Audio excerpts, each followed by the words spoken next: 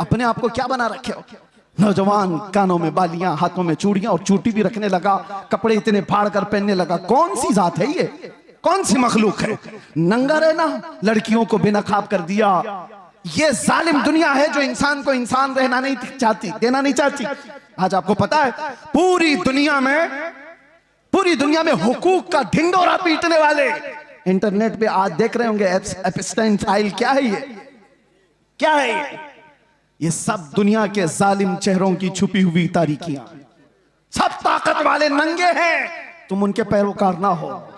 ये सब बड़े बड़े कुर्सियों पर बैठे हुए अंदर के रेपिस्ट हैं, अंदर के जिनाकार हैं, और ये दुनिया को सबक पढ़ाते हैं अमन का, ये दुनिया को सबक पढ़ाते हैं अखलाक का।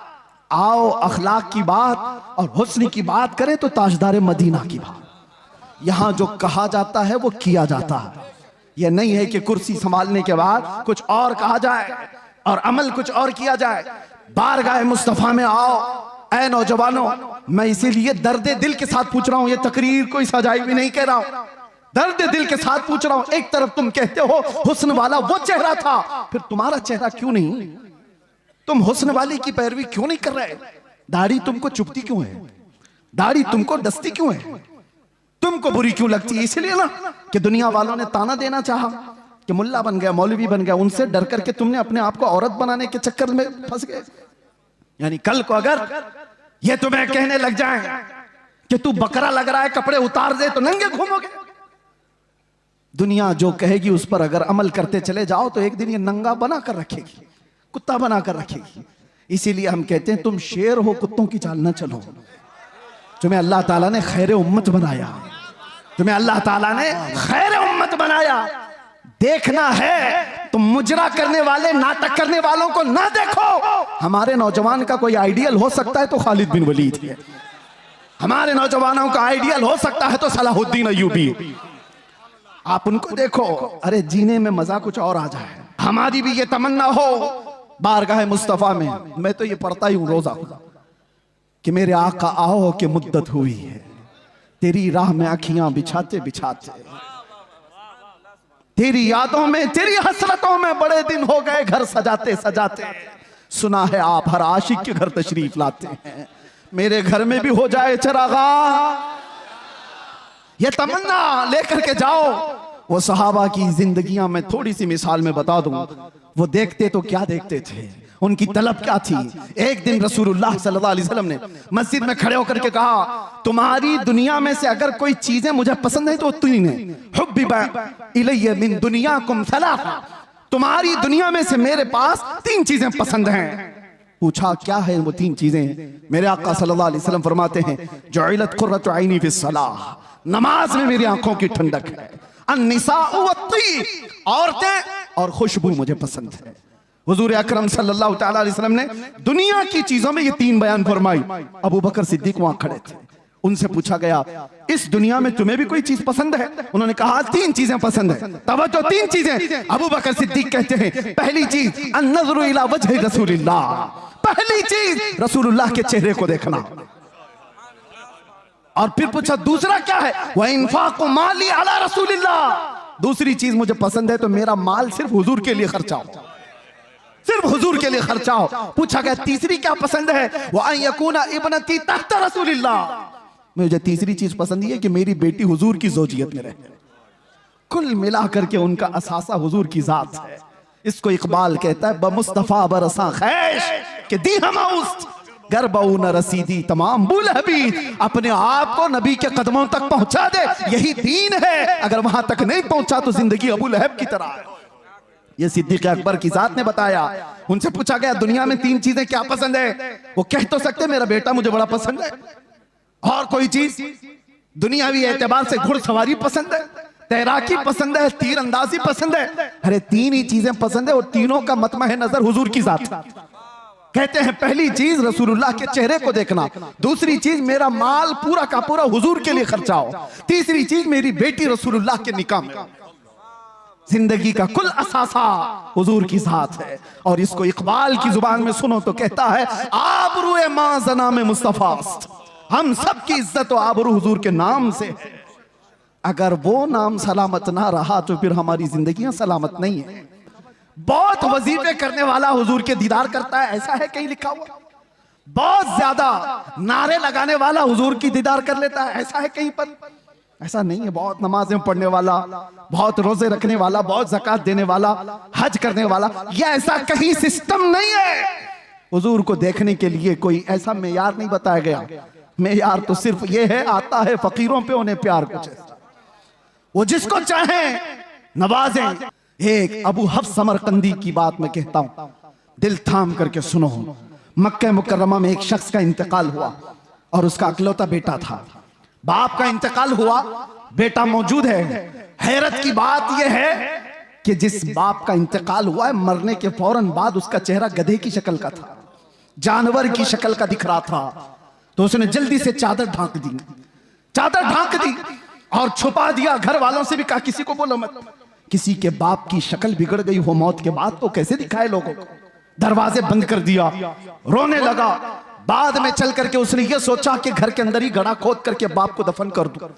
क्या कर सकता हूं? लोगों को कैसे बुलाऊं? जनाजा उठाने के लिए लोग आएंगे, चेहरा देख कर क्या करेंगे? दरवाजे के किवाड़ सब बंद थे, रोता गमगीन बैठा था। अचानक उसके एक दरवाजे से एक बुजुर्ग तशरीफ लाए, चेहरे पर चादर, और आते ही मैयत के पास गए, उसका चेहरा हटाया, उसके चेहरे से चादर हटाई, हाथ रखा, फिर चादर उड़ा दी और इस नौजवान के पास आकर पूछने लगे, वो बुजुर्ग किस लिए रो रहा है, क्यों परेशान? वो खड़ा हुआ और कहा, आप कैसे आ गए मेरे घर में? मैंने सारे दरवाजे बंद किए थे, और अगर आप आ ही गए हैं, देख ही लिए हैं, तो पूछ क्या रहे हो? मेरे बाप का चेहरा बिगड़ा हुआ है, मौत के बाद जानवर की शक्ल बन गई है, दिखाऊं तो लोगों को कैसे चेहरा दिखाऊं? आने वाले शख्स बुजुर्ग ने कहा, कुछ भी तो नहीं हुआ, तेरे बाप के चेहरे को जा देख तो सही।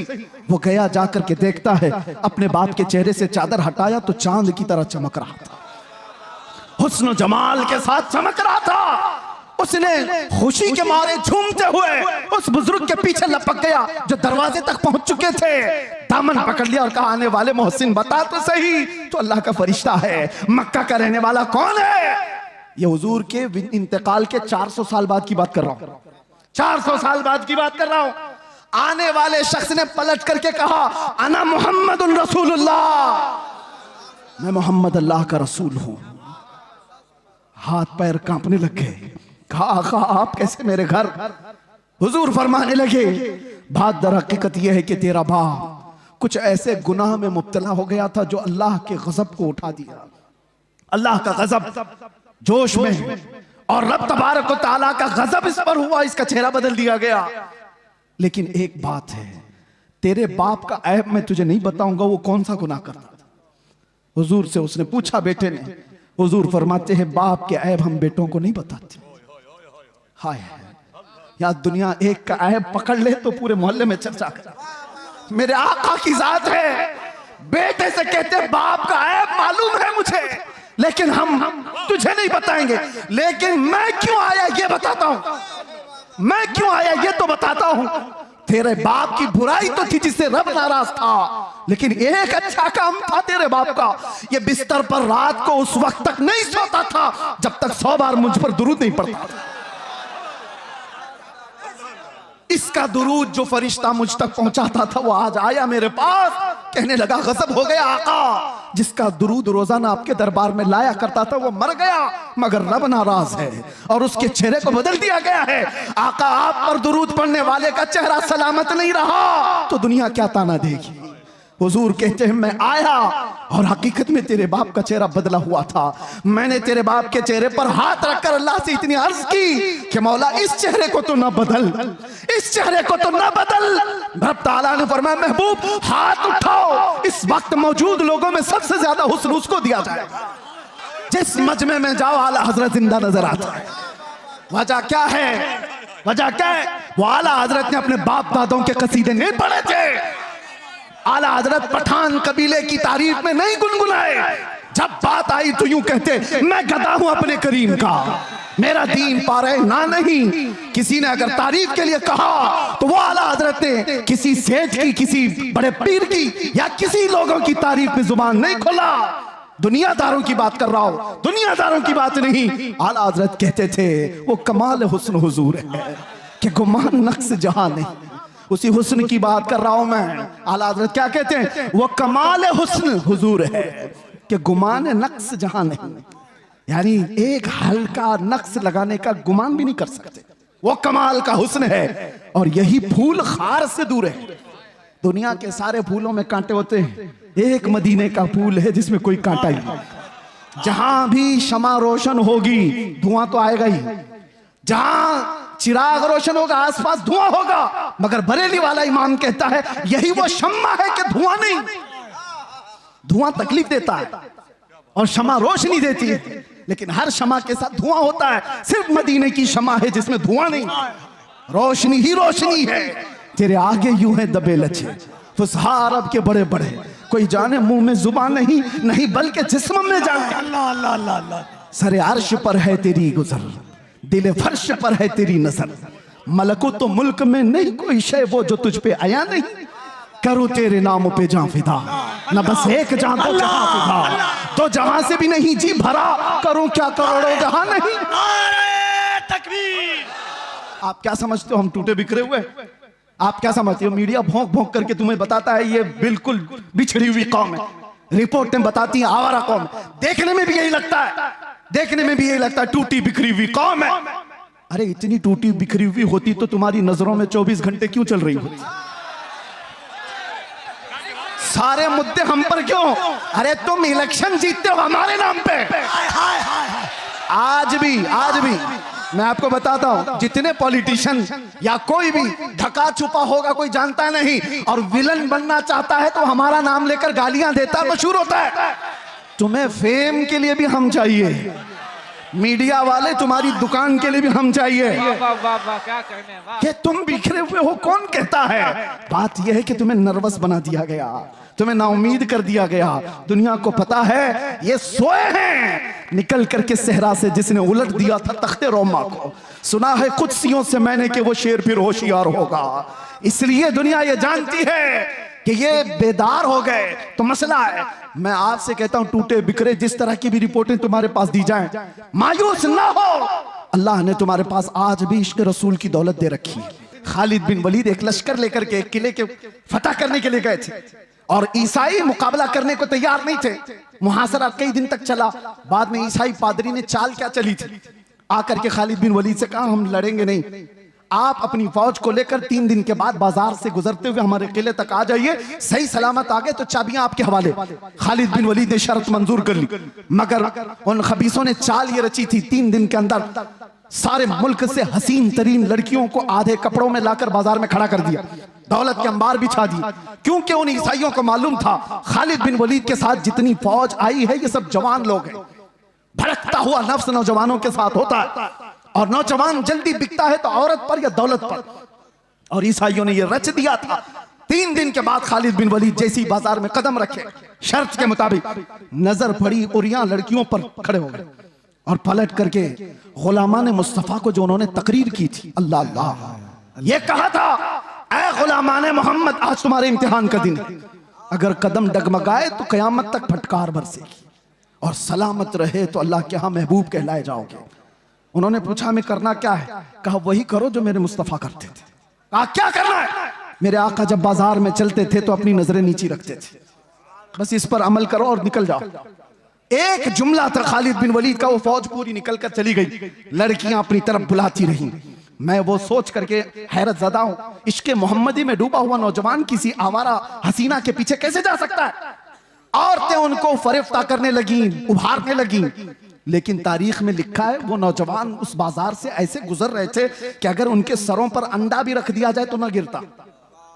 इस तरह से गुजरते गए फौज की हरकतों के साथ। ईसाई तो वहां खुशियां मना रहे थे, सब इसमें लहू और लाहब में मसरूफ हो चुके होंगे, औरतों में दौलत में मसरूफ हो चुके होंगे, लेकिन सही सलामत खालिद बिन वलीद जब किले के पास आ गए तो हैरत में थे। चाबियां दी और ईसाई पादरी ने पूछा खालिद बिन वलीद से कि बताओ खालिद ये कौन सी फौज जमा की है, ये लश्कर कौन सा है, इनके दिलों में नफ्स है या नहीं, ख्वाहिशात है या नहीं? हमने हर तरह का हुस्न लाकर रख दिया था, तुम्हारा कोई नौजवान देखने को तैयार नहीं। खालिद बिन वलीद ने तारीखी जुमला कहा था, वही है जो हमारा मौजूए सुखन है। कहा था, ऐ नादानो, तुम उन आंखों को खरीदने की कोशिश करते हो जिन आंखों में पहले से जमाले मुस्तफा बसा है। जो हुस्ने मुस्तफा को देखी हुई आंखें हैं, वो दुनिया को क्या नजर से देखेंगी जब वो बेहिजाब हो गए, खार भी गुलाब हो गए।